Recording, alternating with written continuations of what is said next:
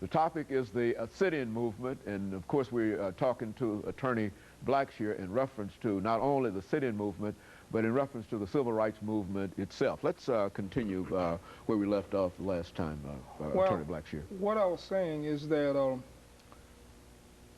I remember when we were in Dennis Grill and asked to leave, and we refused to leave, and they called Metro Atlanta Police Department. And I remember this detective named Captain Little, never forget him. And during those days, they had the wagon and things of this type, and it was controversial and noteworthy, so a lot of TV cameras and so forth. And I was one of the soldiers. I was not a leader. I was just a member. I was just a freshman in college. And so they carried us down and put us in the bullpen, and they didn't quite know what to do with us. And so they put us on some kind of quick bond of $100. All you had to do was pay $10 and bond yourself out, but we refused to do it. We were operating under the concept of jail versus bail. We wanted to go to jail to dramatize the treatment of black people in the South. So that's why we wanted to go to jail and didn't want to get bailed out. So they put us, I remember me and a person from Clark College. I don't know his name, I just remember his nickname was Puddin'. We were put in a cell that night with 14 hardened criminals. Well, I'm being facetious when I say that. Just say 14 young men who've been accused of committing a crime. They may have been innocent.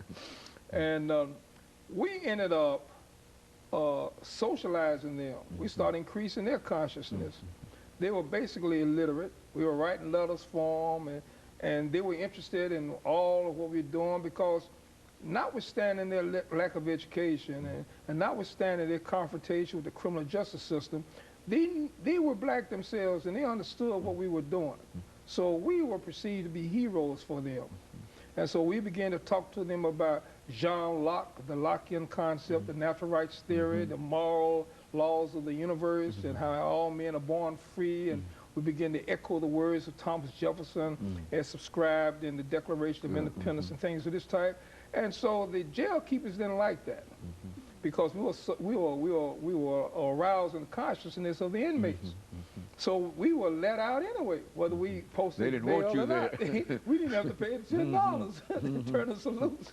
So, but during that time I was in jail, you know, we busted the rocks on the chain gang from on the Highway 41 between Atlanta and Marietta. They actually had you. Oh yeah.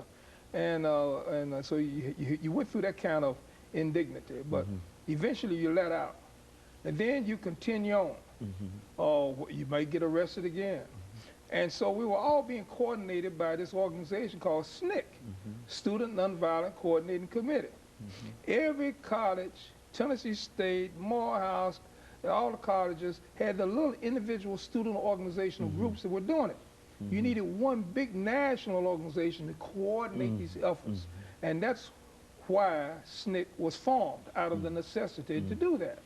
And so Julian Bond, as I said, became the director of communications, and John Lewis became the chairman in 1963. Now, I'll tell you why this is important. You remember the March on Washington, and we pretty much center our attention on the Martin Luther King speech. I have a dream. I have a dream in Washington.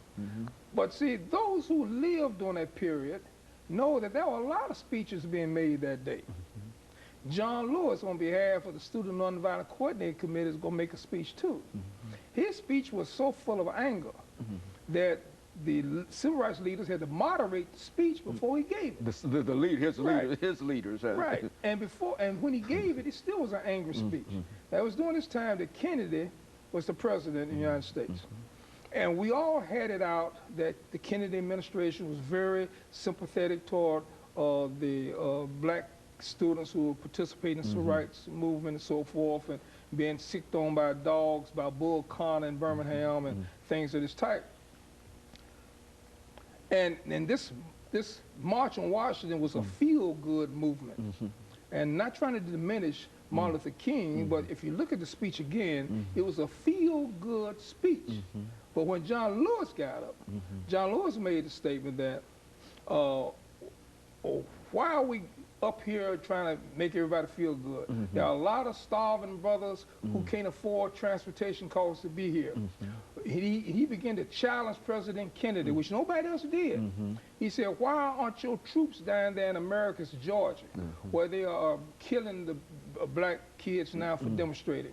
Why aren't your troops in Danville, Virginia, when you got young black people having a death penalty imposed upon them for doing no more but engaging in peaceful demonstration? And Lewis kept talking that way, and finally he ends up saying, he said, all of you may be up here trying to make us all feel good, but as members of the Student Nonviolent Coordinating Committee, I'll tell you, there will not be a cooling off period. Now, that set the tone for the whole world to understand that Martin Luther King was our spiritual leader, but the persons who actually organized, conducted, and furthered the cause of the sit-in demonstrations that culminated in the formation of the 1964 Civil Rights Act were leaders like John Lewis, the chairman, Julian Bond, the director of communication, and a whole lot of unknown, unsung participants, both men and women, such as myself, who went to jail and suffered indignities for that reason. And it was more than sit-ins. We also participated in boycotts. Well, A&P in Atlanta, for example, we boycotted the A&P in the rain. I remember it was raining, with the placards going around, trying to dramatize the situation of not hiring black employees beyond the level of stockroom boys. Didn't have no cashiers or any positions of some worth or some dignity. So we began to dramatize that by our boycotts. Now, again, that was a Student Nonviolent Coordinating Committee.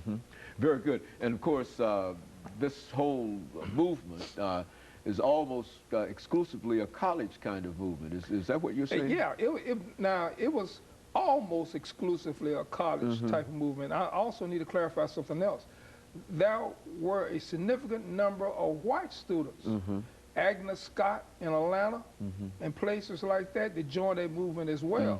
And they were likewise subjected to indignities as being nigger lovers, so to speak.